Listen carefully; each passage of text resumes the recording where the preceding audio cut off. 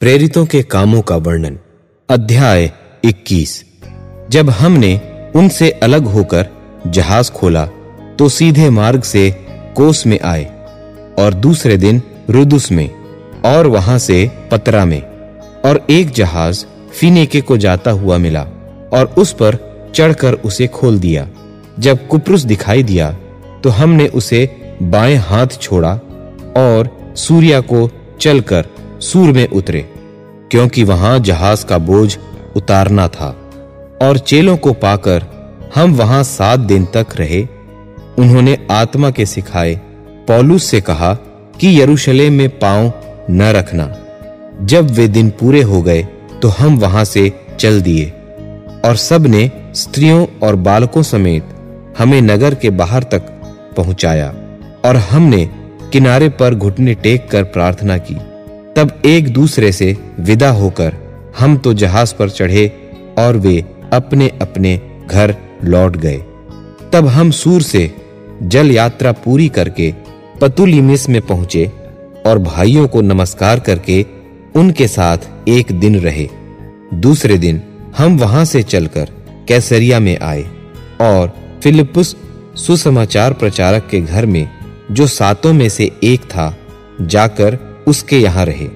उसकी 4 कुंवारी पुत्रियां थीं जो भविष्यवाणी करती थीं। जब हम वहां बहुत दिन रह चुके तो अगबुस नाम एक भविष्यद्वक्ता यहूदिया से आया। उसने हमारे पास आकर पौलुस का पटका लिया और अपने हाथ पांव बांध कर कहा, पवित्र आत्मा यह कहता है कि जिस मनुष्य का यह पटका है उसको यरूशलेम में यहूदी इसी रीति से बांधेंगे और अन्य जातियों के हाथ में सौंपेंगे। जब ये बातें सुनी तो हम और वहां के लोगों ने उससे विनती की कि यरूशलेम को न जाए। परंतु पौलुस ने उत्तर दिया कि तुम क्या करते हो कि रो रोकर मेरा मन तोड़ते हो? मैं तो प्रभु यीशु के नाम के लिए यरूशलेम में न केवल बांधे जाने ही के लिए वरन मरने के लिए भी तैयार हूं। जब उसने न माना तो हम यह कहकर चुप हो गए कि प्रभु की इच्छा पूरी हो। उन दिनों के बाद हम बांध छांद कर यरूशलेम को चल दिए। कैसरिया के भी कितने चेले हमारे साथ हो लिए, और मनासोन नाम कुप्रुस के एक पुराने चेले को साथ ले आए कि हम उसके यहां टिकें। जब हम यरूशलेम में पहुंचे तो भाई बड़े आनंद के साथ हमसे मिले। दूसरे दिन पौलुस हमें लेकर याकूब के पास गया, जहां सब प्राचीन इकट्ठे थे। तब उसने उन्हें नमस्कार करके जो जो काम परमेश्वर ने उसकी सेवकाई के द्वारा अन्य जातियों में किए थे, एक एक करके सब बताया। उन्होंने यह सुनकर परमेश्वर की महिमा की। फिर उससे कहा, हे भाई, तू देखता है कि यहूदियों में से कई हजार ने विश्वास किया है और सब व्यवस्था के लिए धुन लगाए हैं, और उनको तेरे विषय में सिखाया गया है कि तू अन्य जातियों में रहने वाले यहूदियों को मूसा से फिर जाने को सिखाता है, और कहता है कि न अपने बच्चों का खतना कराओ और न रीतियों पर चलो। सो क्या किया जाए? लोग अवश्य सुनेंगे कि तू आया है, इसलिए जो हम तुझसे कहते हैं वह कर। हमारे यहाँ 4 मनुष्य हैं जिन्होंने मन्नत मानी है।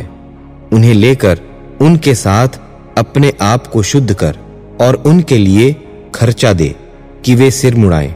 तब सब जान लेंगे कि जो बातें उन्हें तेरे विषय में सिखाई गईं उनकी कुछ जड़ नहीं है, परंतु तू आप भी व्यवस्था को मानकर उसके अनुसार चलता है।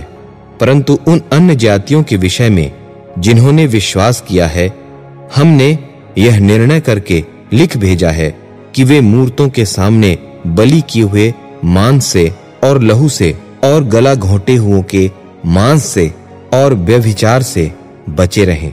तब पौलुस उन मनुष्यों को लेकर और दूसरे दिन उनके साथ शुद्ध होकर मंदिर में गया और बता दिया कि शुद्ध होने के दिन अर्थात उनमें से हर एक के लिए चढ़ावा चढ़ाए जाने तक के दिन कब पूरे होंगे। जब वे 7 दिन पूरे होने पर थे तो आसिया के यहूदियों ने पौलुस को मंदिर में देखकर सब लोगों को उकसाया और यूं चिल्लाकर उसको पकड़ लिया कि हे इस्राएलियों, सहायता करो। यह वही मनुष्य है जो लोगों के और व्यवस्था के और इस स्थान के विरोध में हर जगह सब लोगों को सिखाता है, यहाँ तक कि यूनानियों को भी मंदिर में लाकर उसने इस पवित्र स्थान को अपवित्र किया है। उन्होंने तो इससे पहले त्रुफिमुस इफिसी को उसके साथ नगर में देखा था और समझते थे कि पौलुस उसे मंदिर में ले आया है। तब सारे नगर में कोलाहल मच गया और लोग दौड़-दौड़ कर इकट्ठे हुए और पौलुस को पकड़कर मंदिर के बाहर घसीट लाए और तुरंत द्वार बंद किए गए। जब वे उसे मार डालना चाहते थे तो पलटन के सरदार को संदेश पहुंचा कि सारे यरूशलेम में कोलाहल मच रहा है। तब वह तुरंत सिपाहियों और सूबेदारों को लेकर उनके पास नीचे दौड़ आया और उन्होंने पलटन के सरदार को और सिपाहियों को देखकर पौलुस को मारने पीटने से हाथ उठाया। तब पलटन के सरदार ने पास आकर उसे पकड़ लिया और 2 जंजीरों से बांधने की आज्ञा देकर पूछने लगा, यह कौन है और इसने क्या किया है? परंतु भीड़ में से कोई कुछ और कोई कुछ चिल्लाते रहे और जब हुल्लड़ के मारे ठीक सच्चाई न जान सका तो उसे गढ़ में ले जाने की आज्ञा दी।